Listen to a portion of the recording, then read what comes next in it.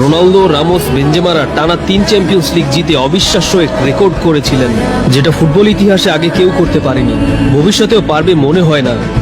মেনে নিলাম ওই টিমটা সবাই ছিলেন এক একজন কিংবদন্তি, কিন্তু একে একে যখন সবাই ক্লাব ছাড়া শুরু করেন, রিয়াল মাদ্রিদের তখন ফুরিয়ে যাওয়ার কথা, একটা ব্রেক তো নেয়ারই কথা, অথচ কিছুই হলো না।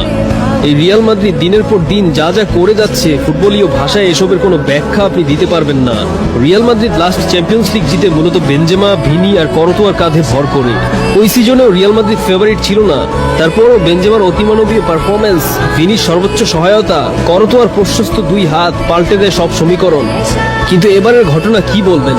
রিয়াল মাদ্রিদ ইউরোপের একমাত্র ক্লাব যারা এই সিজন শুরু করেছে কোনো নাম্বার 9 ছাড়া। এরপর ইনজুরিতে পড়েন দলের মূল স্তম্ভ করতোয়া, একে একে মাঠের বাইরে চলে গেলেন মিলিটাও, আলবারা।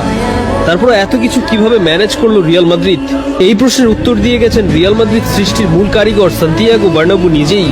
তিনি একবার বলেছিলেন, রিয়াল মাদ্রিদের সাদা জার্সি কর্দমাক্ত হতে পারে, রক্তে ভিজতে পারে, কিন্তু কখনো লজ্জার দাগ লাগবে না। ঐতিহ্য আর হেরিটেজের সুতোয় বোনা এই সাদা জার্সিটাই সম্ভবত রিয়াল মাদ্রিদের প্রাণ শক্তির উৎস। কয়েকদিন আগে ডন আঞ্চলিত্তি বলেছিলেন একই কথা। রিয়াল মাদ্রিদ ফুটবলে যা যা করছে, পৃথিবীতে এমন ঘটনা হয়তো আর রিপিট নাও হতে পারে। এমন সুন্দর ফুটবল, এমন আশ্চর্যজনক ম্যাচ জয়, এমন সব কামব্যাকের গল্প আপনি হয়তো আর নাও দেখতে পারেন। তাই আপনি যে দলের সমর্থকই হন না কেন, সবকিছু একপাশে রেখে বরং এই রিয়াল মাদ্রিদকে উপভোগ করুন।